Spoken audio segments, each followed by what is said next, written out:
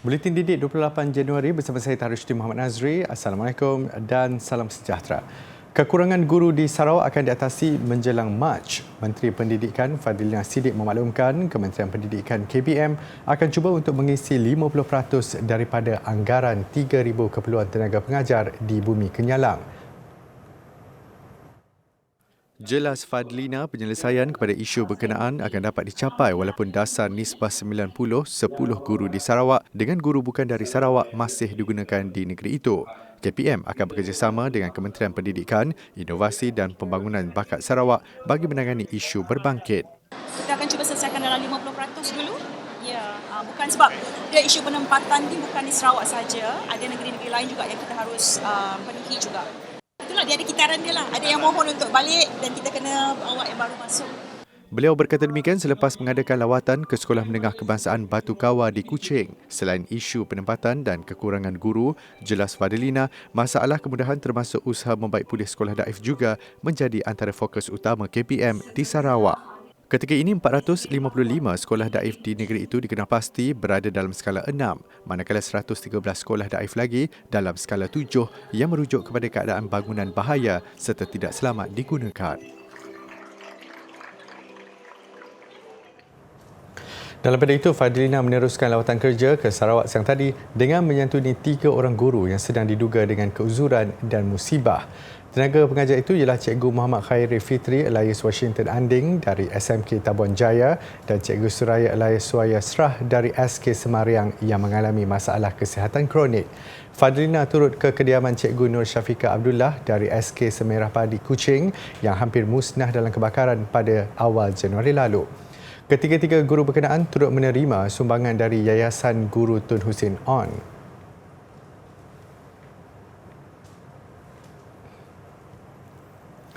Seramai 11,041 calon CJ Pelajaran Malaysia SPM tahun 2022 menyertai satu program motivasi secara dalam talian anjuran Kerajaan Negeri Melaka. Program dengan kerjasama Institut Tun Perak membabitkan semua 73 sekolah menengah di negeri itu bukan sahaja disertai pelajar tetapi juga ibu bapa calon. Program motivasi dalam talian On Motivation yang julung kali diadakan itu adalah cetusan idea Ketua Menteri Datuk Seri Sulaiman Mat Ali. Matlamat kita untuk menyuntik dan memberikan dorongan dan motivasi kepada semua bakal calon SPM 2022 ini di seluruh Melaka agar dia dapat melakukan yang terbaik, seterusnya memperoleh keputusan yang cemerlang. Ya. Dan sekaligus saya tidak langsung dia akan menaikkan ranking negeri Melaka di peringkat nasional. Beliau ditemui selepas melancarkan program motivasi itu di Sekolah Menengah Sains Muzaffar Shah Ayer Keroh. Program terbabit dimeriahkan dengan ceramah khas motivasi daripada Datuk Dr. Fadilah Kamsah. Sementara itu, Ketua Pegawai Eksekutif Institut Tun Perak, Profesor Dr. Muhammad Ainuddin Iskandar Lee Abdullah berkata, pihaknya mengambil inisiatif menyediakan booster tambahan kepada calon SPM sebagai pecutan terakhir sebelum menduduki peperiksaan itu pada 20 Februari nanti. Dengan ada motivasi yang sedemikian, harapan saya adik-adik dapat mengekalkan momentum itu secara berterusan dan dapat mendapat kejayaan yang cemerlang dalam peperiksaan SPM nanti. Susulan kejayaan berkenaan, Institut Tun Perak merancang untuk melaksanakan program motivasi yang sama tahun hadapan sebagai langkah berterusan untuk memantapkan sektor pendidikan di Melaka. Segmen Wartawan Cilik minggu ini memaparkan pelibatan sukarelawan dalam membantu kerja-kerja pembersihan di Sekolah Kebangsaan Alor Lintah Besut Terengganu yang terjejas akibat banjir.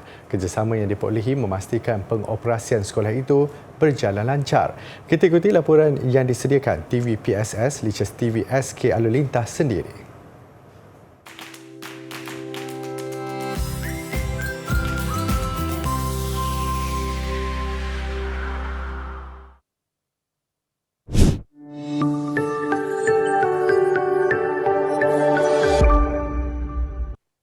Assalamualaikum dan salam sejahtera buat anda semua. Saya Syifa Isyirah dari Lichess TV Sekolah Kebangsaan Alor Lintah. Sudah seminggu kami meneruskan sesi persekolahan selepas kejadian banjir baru-baru ini.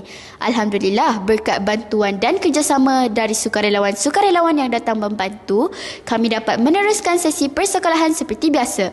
Mari sama-sama kita saksikan usaha murni sukarelawan-sukarelawan yang telah datang membantu kami.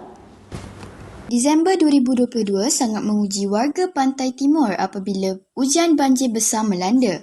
Tidak terkecuali Sekolah Kebangsaan Alor-Lintah yang turut ditenggelami air. Sekolah kami yang turut menjadi pusat penempatan sementara turut ditenggelami air separas leher orang dewasa. Arus deras yang melanda menyebabkan beberapa bahagian sekolah ini turut terjejas. Walau bagaimanapun, sentiasa ada pelangi yang muncul selepas hujan. Selepas banjir melanda, sekolah kami menerima kunjungan daripada beberapa sukarelawan yang membantu membersihkan sekolah. Antaranya ialah Global Peace Mission Malaysia, ABIM Besut, Persatuan Kebangsaan Pelajar Islam Malaysia, Perkim Besut, International Islamic University Malaysia, Squad Unity Besut, UNIZA, Pengakap Daerah, Politeknik Melaka, Jabatan Amal Sabak Bernam, ABIM Selangor dan Perak dan lain-lain lagi. Kami turut dibantu oleh Pejabat Daerah Besut dan Balai Bomba Daerah Besut. Gotong royong membersihkan kawasan sekolah turut dibantu oleh penduduk setempat dan Persatuan Ibu Bapa dan Guru.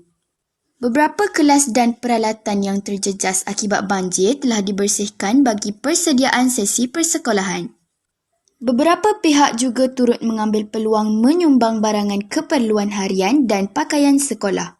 Penyerahan dana dan kit bantuan banjir serta sesi kaunseling bagi keluarga yang terkesan dari ujian ini oleh pasukan Bulan Sabit Merah Malaysia turut diadakan. Pemilik Derby Queen Alor-Lintang juga turut menyumbang untuk membantu membersihkan alatan sekolah yang dicemari lumpur dan kotoran. Semua peralatan kebanyakannya totally terjejas. Semuanya peralatan sekolah berkemungkinan memerlukan peralatan sekolah yang baru. Hari ini kita bersama dengan UNIZA dan juga Perkim melaksanakan gotong royong membersihkan sekolah dan kita harap hari ini insyaAllah kita dapat bersihkan dengan sempurna lah. Okey, terima kasih.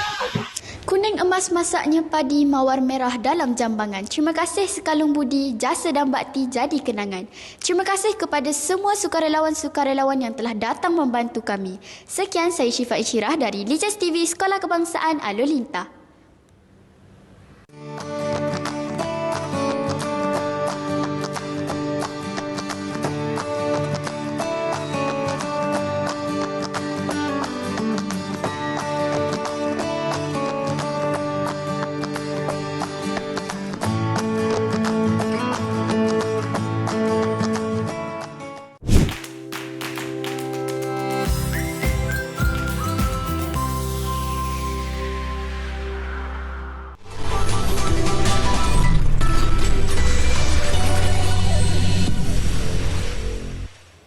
Bertemu kembali. Kejayaan yang dipilihnya mungkin pada pandangan mata segelintir pihak tidak begitu sesuai. Namun, bergelar seorang guru taskar lelaki dalam dunia yang dikuasai rata-ratanya kaum hawa sesuatu yang menarik untuk diamati. Perkongsian bersama Ahmad Syamil Zulkarnain, bermuda berusia 32 tahun, mengisi segmen kejayaan minggu ini. Berkelulusan Diploma E-Dagang dan Diploma Pendidikan Awal Kanak-Kanak, Syamil bukan sahaja seorang guru, malah pengusaha taskar. Sifatnya yang sukakan kanak-kanak menjadikan Syamil memilih kejayaan ini. Selepas saya tamatkan pengajian dari Politeknik, saya mula mencuburi sebagai guru ganti lah, ataupun saya membantu sahaja di taskar. Jadi daripada situ saya ingatkan cikgu lelaki tak dibenarkan menjaga kanak-kanak. Tapi sebenarnya salah lah saya punya pemahaman saya, kerana cikgu lelaki pun boleh juga sambung dalam pengajian diploma, degree dan juga master, termasuk PhD dalam bidang early child education. Berpengalaman selama 10 tahun, Syamil menyifatkan laluan kerjaya sebagai guru taskar amat luas. Setiap mereka mempunyai peluang melanjutkan pelajaran, mengusahakan taskar sendiri, malah berkhidmat sebagai pensyarah. Bagaimanapun sebagai permulaan untuk menceburi bidang pendidikan awal kanak-kanak, setiap individu perlu melalui kursus dan latihan yang ditetapkan. Sebelum saya mengambil diploma kemahiran Malaysia dalam early child education tu, saya lebih kurang 4 tahun juga saya ambil pengalaman. Kemudian baru saya sambung KAP, itu kursus asuhan pemata, iaitu di mana sekarang ni kalau cikgu-cikgu nak bekerja di bidang taskar, kita perlu mengambil kursus ini. Maksudnya dengan kursus ini kita dilatih bagaimana menjaga kanak-kanak seawal 3 bulan atau bayi hingga ke 4 tahun atau sebagainya. Setiap kerjaya pasti ada cabarannya tersendiri. Menurut Syamil, kejayanya yang didominasi oleh kaum Hawa memberi cabaran kepadanya untuk membuktikan kaum Adam juga mampu mengasuh anak kecil dengan baik. Saya sendiri sebagai cikgu lelaki, saya boleh dikatakan sebagai father figure. Ayah pengganti di Taska di rumah. Di rumah ada ayah ataupun ada juga kanak-kanak dalam pengalaman saya dalam bidang Taska 10 tahun ni, ada yang kehilangan bapa seawal bayi, ada juga mungkin kes bercerai dan sebagainya. Jadi diorang tak ada kasih sayang bapa. Jadi sayalah pengganti bapa di Taska. Pada masa hadapan, Syamil merancang untuk melanjutkan pelajarannya ke peringkat lebih tinggi. Dia yang kini memiliki 4 cawangan Taska bertaraf 5 bintang, merancang untuk membuka pusat latihan kepada mana-mana individu yang ingin menjadi guru Taska. Kerajaan akan mencetak 1 juta Al-Quran dan mengedarkannya ke seluruh dunia sebagai tindakan balas terhadap perbuatan keji pemimpin parti politik sayap kanan Sweden, Rasmus Paludan, membakar senaskah Al-Quran di Stockholm minggu lalu. Perdana Menteri Datuk Seri Anwar Ibrahim berkata RM2 juta telah disumbangkan kepada Yayasan Restu untuk tujuan itu. Saya setuju supaya cara paling berfaedah menjawab semua kerja-kerja gila dan biadab ini adalah untuk meneruskan usaha yang telah dimulakan, dan kita bertekad insya-Allah dalam masa singkat mengikut peringkat untuk mencetak dan mengedar 1 juta Quran ke seluruh dunia. Beliau ditemui selepas melawat operasi pencetakan Al-Quran di Kompleks Nasyul Quran di Putrajaya siang tadi bersempena Festival Seni Al-Quran Restu Global. Datuk Seri Anwar juga akan menghubungi negara Islam lain untuk menyelaraskan pengedarannya dengan lebih berkesan. Tindakan itu juga akan disusuli dengan beberapa program ke arah penghayatan dan pemahaman dengan mesej serta risalah yang jelas. Seterusnya, teknik menahan bola di bahagian atas bola yang datang dari arah kanan. Teknik ini dilakukan dengan menggunakan bahagian sisi glove dan bahagian kayu. Saya mengesyorkan sama ada bermain bola dengan sisi glove dan kayu apabila bola yang datang jauh daripada jangkauan, dan untuk bola yang datang lebih perlahan dengan menggunakan glove belah kiri. Apabila membuat sentuhan dengan bola pada kayu, cuba mainkan bola keluar ke tepi pada sudut 90 hingga 130 darjah. Selalunya bola yang diselamatkan di luar permainan adalah lebih baik daripada kembali ke dalam permainan. Ini bagi mengelakkan penyerang pihak lawan boleh melakukan satu lagi pukulan ke arah gol yang boleh menghasilkan gol.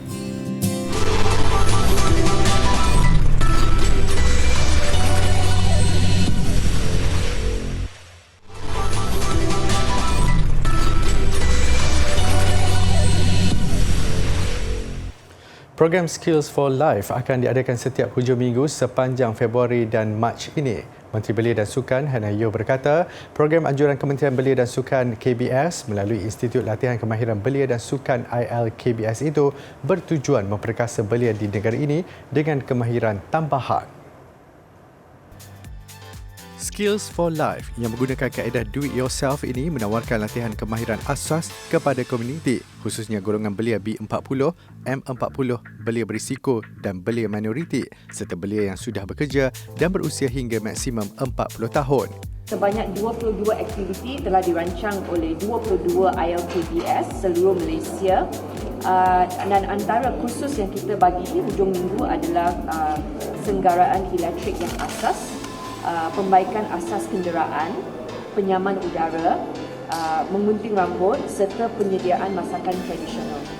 Beliau berkata demikian selepas majlis perasmian program Skills for Life 2023 di Putrajaya siang tadi. Belia yang berhasrat mengikuti program itu boleh mendapatkan maklumat berkaitan melalui Facebook KBS dan bayaran dikenakan antara RM10 hingga RM30 untuk setiap kursus diambil. Tambahnya, KBS juga merancang menganjurkan latihan kemahiran bahasa kepada belia yang berminat. Langkah itu adalah untuk membolehkan belia negara ini menguasai bahasa antaranya Inggeris, Bahasa Melayu, Mandarin dan Tamil supaya dapat menambah kemahiran baharu sekiranya mereka menghadiri temu duga untuk pekerjaan atau kenaikan pangkat. Penyanyi terkenal Indonesia, Bunga Citra Lestari memasuki senarai artis luar terawal yang membuat persembahan di Malaysia tahun ini. Memilih tema Blossom untuk konsertnya, penyanyi jelita itu menghargai peminatnya di Malaysia dengan menyajikan 19 buah lagu hit di Dewan Plenary KLCC semalam. Lebih menarik, konsert turut diserikan penampilan buah hatinya, Noah Sinclair. Jantungku berdebar tiap ku ingat padamu.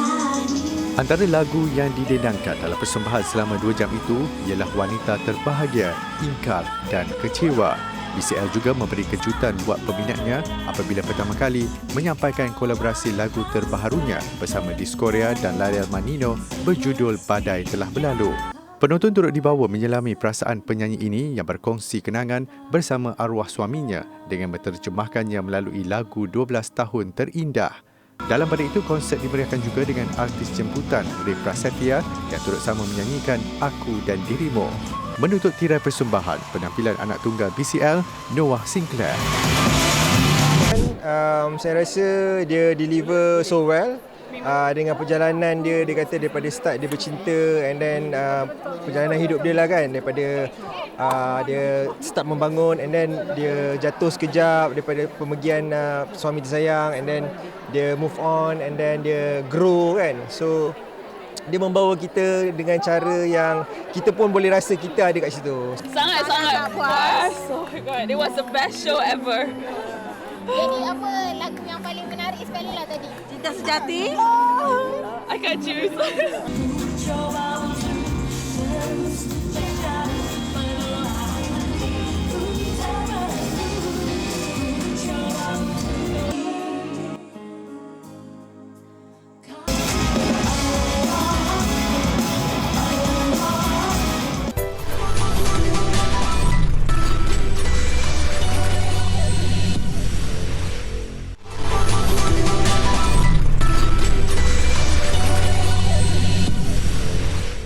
Sukan.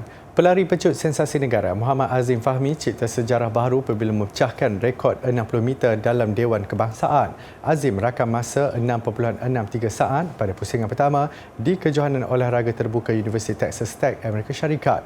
Pencapaian itu sekaligus memadam rekod lama 6.66 saat dilakukan Wak Senyambek pada kejohanan olahraga dunia dalam Dewan IAAF di Jepun pada 1999.